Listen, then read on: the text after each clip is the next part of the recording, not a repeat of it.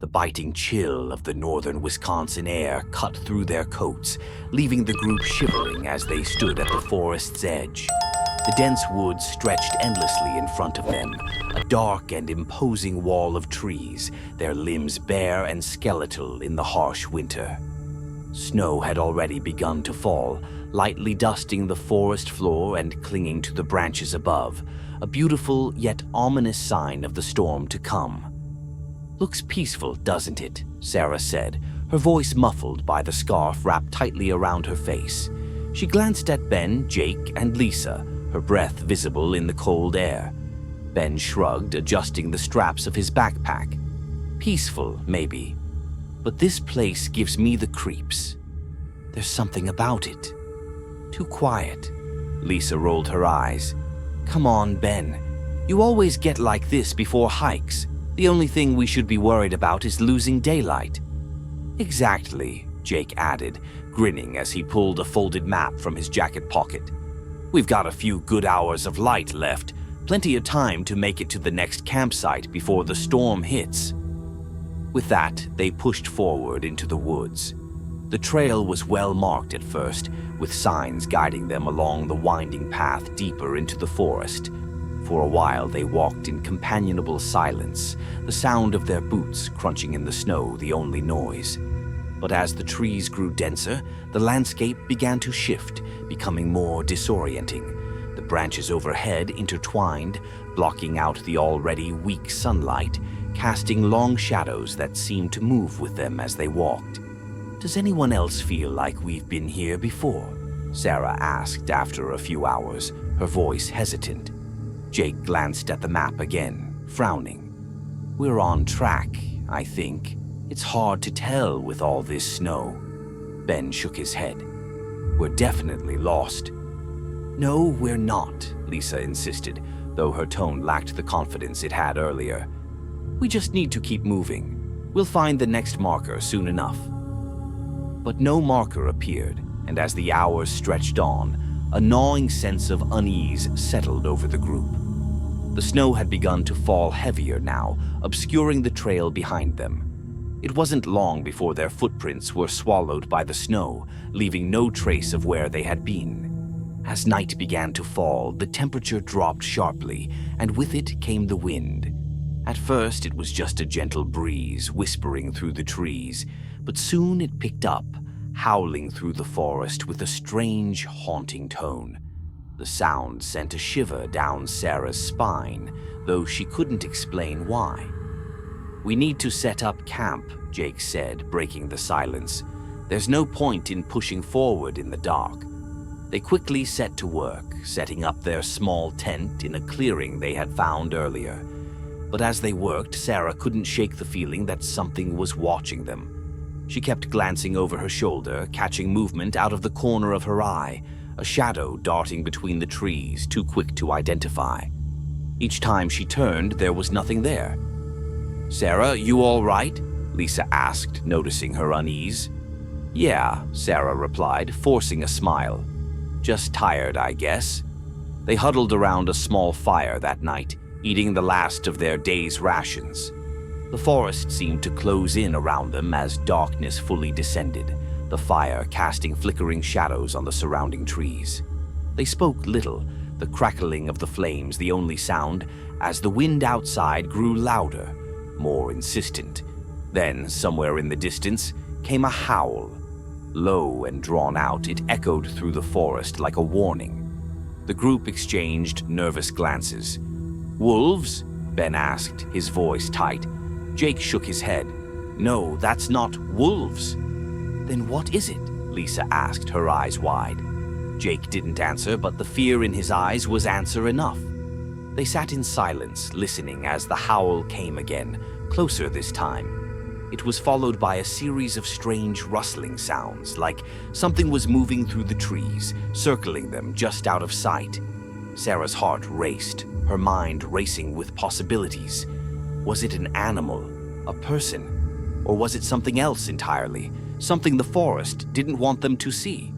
"I'm sure it's nothing," Jake finally said, though his voice lacked conviction. "Let's just get some rest." One by one, they retreated to the safety of the tent, but sleep did not come easily. The wind howled relentlessly through the night, and every creak of the trees, every snap of a branch, made them jump. Sarah lay awake for hours, her thoughts racing. Something wasn't right here. The forest felt alive, as if it were watching them, waiting for something. She could still hear the howl in her mind, that haunting sound that seemed to carry a warning. But a warning of what? Eventually, she drifted into a restless sleep, but her dreams were filled with shadows moving through the trees, closing in on her. She saw glimpses of something with hollow eyes and sharp teeth, something that hungered for more than just food. When she awoke, it was still dark and the fire had burned out, leaving the clearing in near-total blackness. Sarah sat up, listening. The wind had died down, and the forest was unnervingly silent. Too silent. She glanced over at the others. Jake and Lisa were asleep, their breathing slow and even. But Ben's sleeping bag was empty. "Ben," Sarah whispered, her voice barely audible. No response. She crawled out of the tent, her breath catching in her throat as the cold hit her like a wave. The snow had fallen thick during the night, covering the ground in a pristine, untouched layer. There were no footprints, no sign of where Ben had gone. And then, in the distance, she heard it again. The same howl from the night before, only this time it was much closer. The morning came with little relief. A thick fog hung low over the forest, turning everything into a blur of gray. The cold was sharper, biting at their skin even through layers of clothing. Ben was still missing. After hours of searching the surrounding area, Sarah, Jake, and Lisa were left with nothing but a gnawing sense of dread. There were no tracks, no sign of him, just the oppressive silence of the woods. "We should never have split up," Lisa said, her voice edged with panic. She stood with her arms crossed, staring into the trees as if hoping Ben would emerge any moment. "We didn't have a choice," Jake replied, though doubt flickered in his eyes. He kicked at the snow, frustration evident in the set of his jaw. "He was acting strange last night, but I didn't think he'd just vanish." Sarah felt the same weight of guilt pressing down on her, but she kept her voice steady. "We'll keep looking. Maybe he wandered off, got turned around in the dark. We'll find him." But even as the words left her mouth, she wasn't sure she believed them.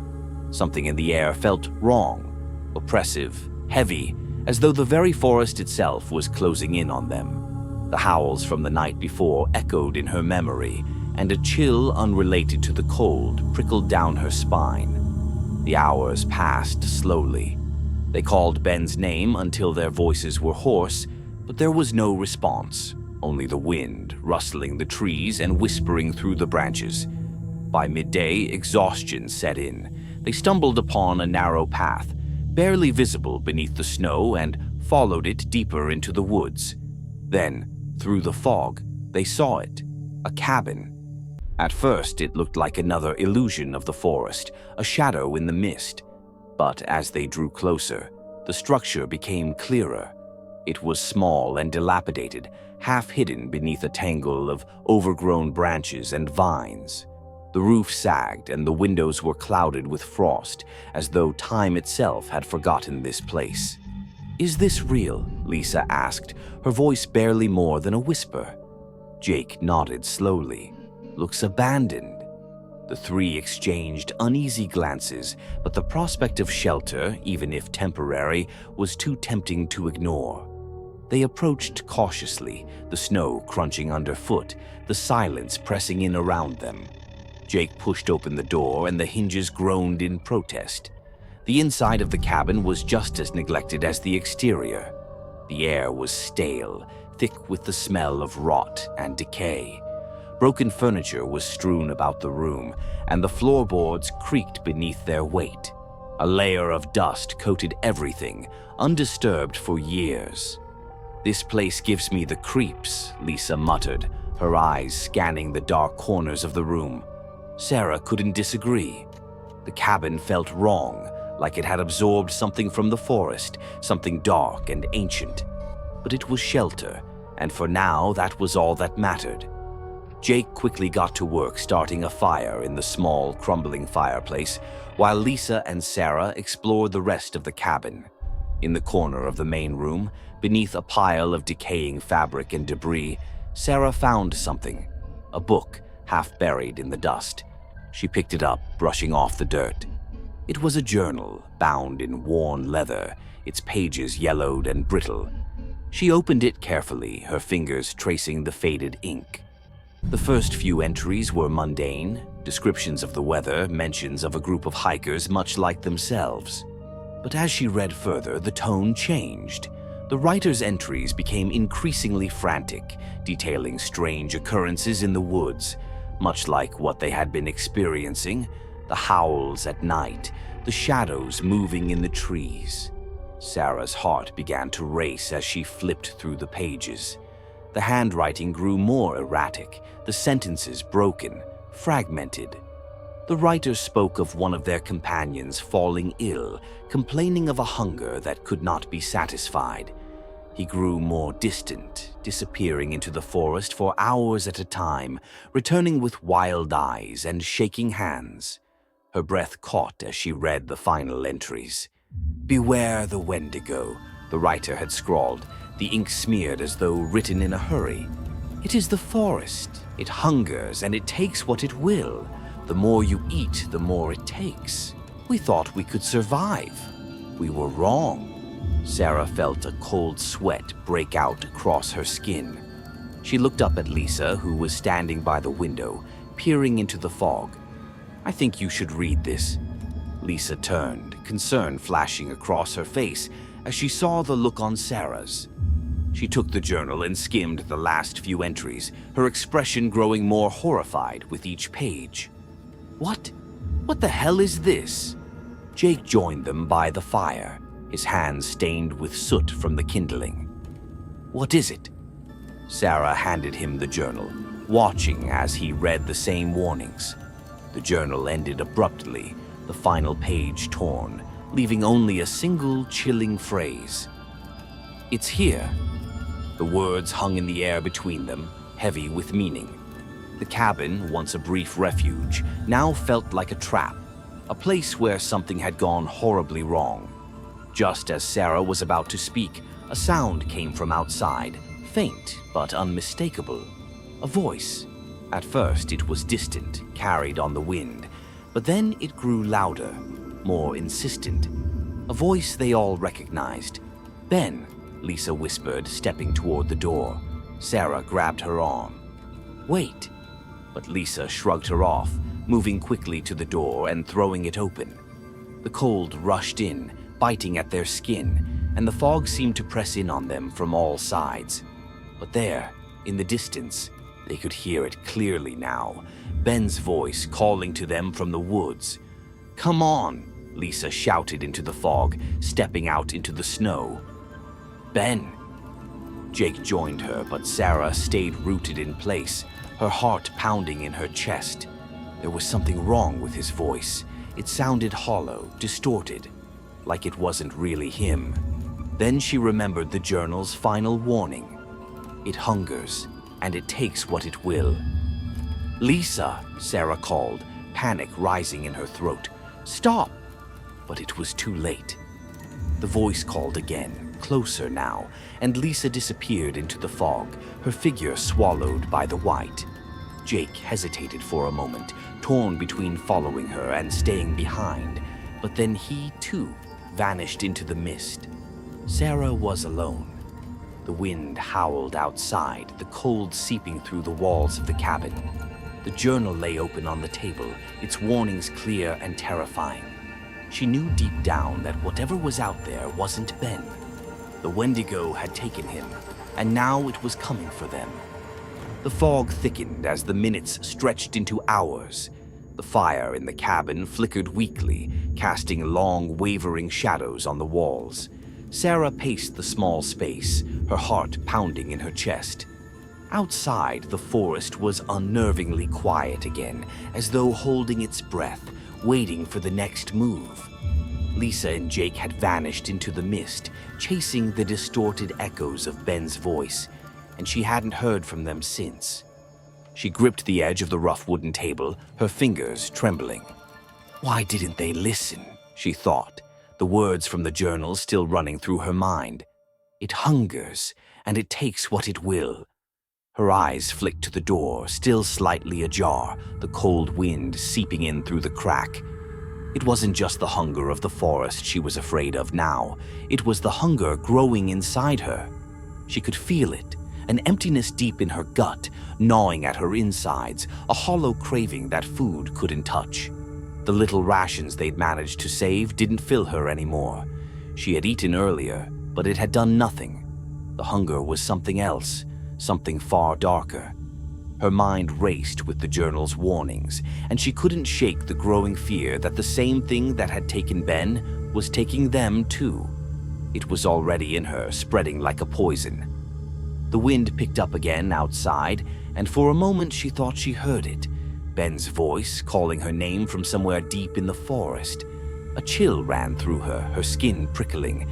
It sounded different from before, more urgent, more human. But she knew better now. She couldn't trust her ears anymore. Suddenly, the door swung open violently, slamming against the wall with a deafening crack. The cold burst inside, and with it came Jake, stumbling in, his face pale and his breath coming in ragged gasps. His eyes were wide with terror, and snow clung to his jacket like a second skin. "Close the door," he shouted, his voice hoarse. Sarah rushed to shut the door behind him, her heart pounding in her chest. "Where's Lisa?" she asked, but she already knew the answer. His face said everything. "She's gone," he whispered, backing away from the door, his hands shaking as he rubbed them together for warmth. "She ran off. She wouldn't stop. Kept saying she heard Ben calling her, but I know it wasn't him. I tried to stop her, but she wouldn't listen." He collapsed into one of the rickety chairs by the fire, his head in his hands. "I saw it, Sarah. I saw something out there." Sarah knelt beside him, trying to ignore the growing sense of dread clawing at her insides. "What did you see?" Jake's eyes were wild as he looked at her, his voice barely above a whisper. A figure, tall, thin. Its skin was stretched over its bones like it was starving, its eyes hollow. It wasn't human, but it looked like Ben. For a moment it was him, and then it wasn't. He shook his head, his breathing uneven. "It's the Wendigo.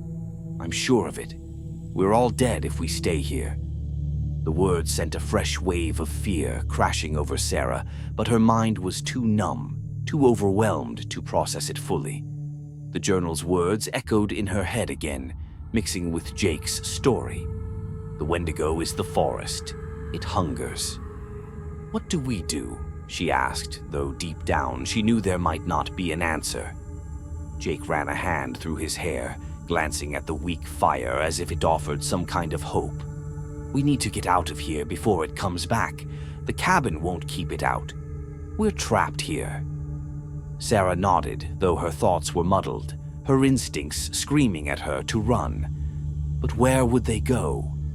The forest was endless, and they were just as likely to get lost, or worse, out there as they were to be found by the Wendigo.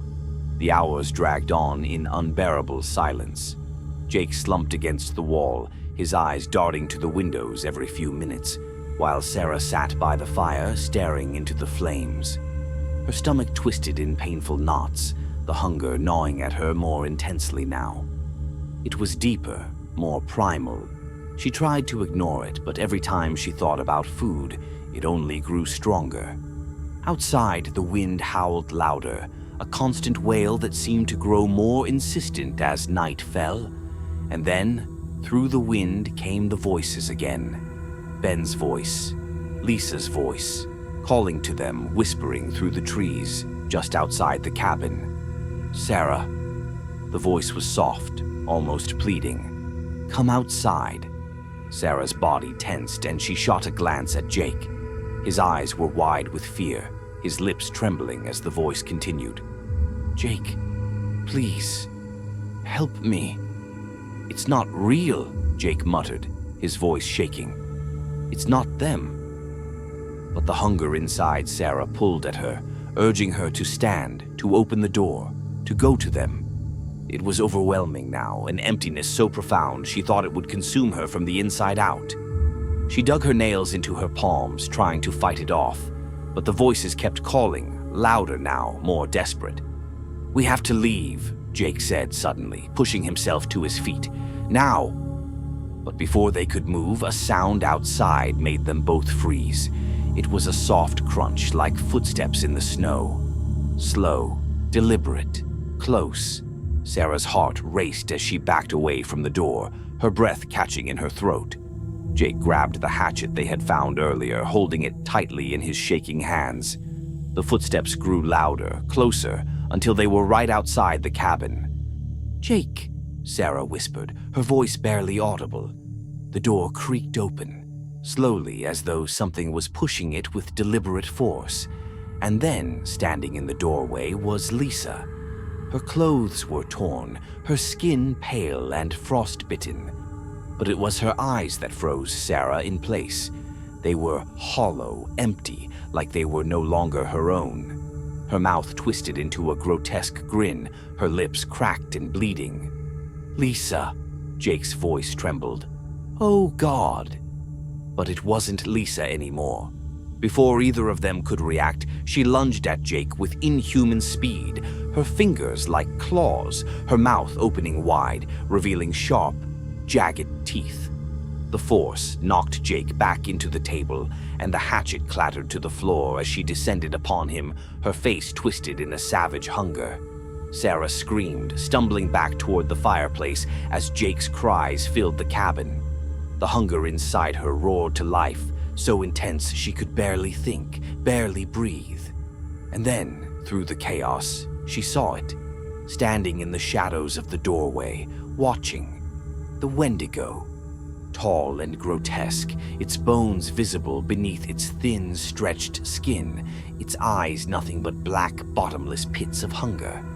It was here, and it would not stop until it had taken them all. The night outside the cabin had swallowed everything. The world beyond the fragile walls was no longer the forest Sarah had known. It was something else entirely, a place of endless cold and shadow, where time no longer moved as it should, and the line between the living and the dead blurred. The wind had risen to a scream, and beneath it Sarah could still hear the sounds of Jake's struggle. Wet, sickening, the kind of sounds that should never be heard by human ears. But they had stopped now. Jake was gone. Her breath came in short, frantic bursts, fogging the air in front of her. She pressed her back against the rough stone of the fireplace, her whole body trembling. Lisa, or what had once been Lisa, crouched over Jake's lifeless body, her hands slick with blood, her mouth still twisted in that hideous grin. She was still for a moment, sniffing the air like a predator, as though Jake's death had not been enough to sate her hunger. The Wendigo stood in the doorway, watching. Its presence filled the cabin, warping the very space around it, bending the firelight so that the shadows twisted unnaturally on the walls. Its hollow eyes were fixed on Sarah, and she felt the weight of that gaze press down on her like a physical force. It was not just hunger she saw in those eyes, it was something far worse, an endless, ravenous void, a need that could never be satisfied. Sarah clutched the hatchet Jake had dropped, her fingers slick with sweat. The cold metal handle bit into her palms as she tried to steady her shaking hands. She had to move. She had to get out of this cabin. But her legs felt frozen, her muscles locked in place, as if the Wendigo's gaze alone had rooted her to the spot. "Sarah," came a voice from the shadows. Lisa's voice, though it was no longer hers. It was wrong, thick and gurgling, as though something else was using her throat to speak. "Come with me," it whispered, grinning wider. "We'll be together. Forever." Sarah's stomach churned and she swallowed back bile. The hunger inside her gnawed at her bones, worse now, deeper. It clawed at her insides, twisting her thoughts, making her vision swim. Her mouth watered with the unbearable need for food, for flesh. She squeezed her eyes shut, fighting the urges that surged through her, willing herself to hold on to the last thread of her humanity. But the Wendigo's curse was already inside her. She could feel it growing, sinking its claws deeper with every passing moment. "Run!" a voice inside her urged. "Run before it's too late." Her eyes snapped open, and in that moment she made her decision. Sarah pushed herself to her feet, gripping the hatchet tighter.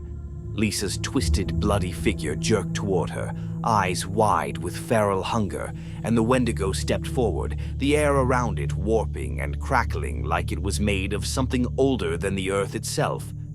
With a scream that tore through the silence, Sarah swung the hatchet. The blade hit Lisa's body with a sickening thud, and the creature that had once been her friend crumpled to the ground, a grotesque sprawl of broken limbs and blood. But there was no time for guilt, no time to think about what she'd just done.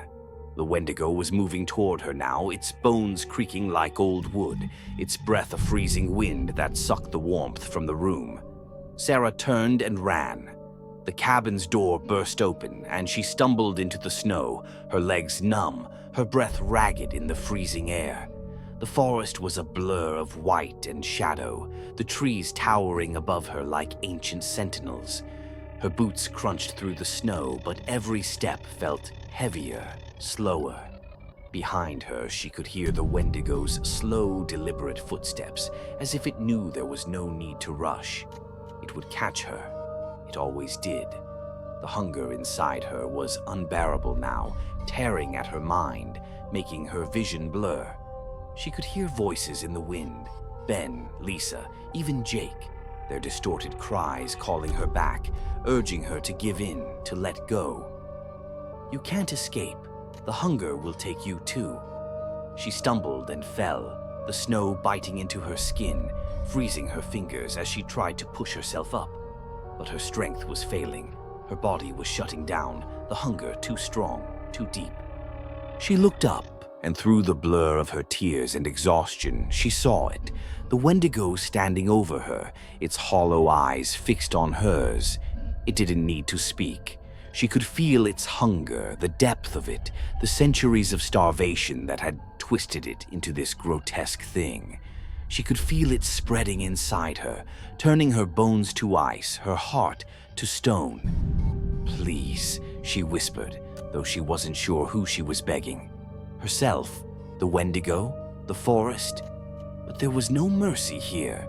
The Wendigo knelt beside her, its long, bony fingers brushing against her skin, cold as death. For a moment the world went silent. The wind stopped and everything seemed to hang in a terrible stillness. And then Sarah felt it. A pulse, a surge of power, of hunger, far greater than anything she had ever known. It coursed through her veins, filling the void inside her. But it wasn't the same hunger she'd fought. It was the Wendigo's hunger, endless, insatiable, and it had chosen her.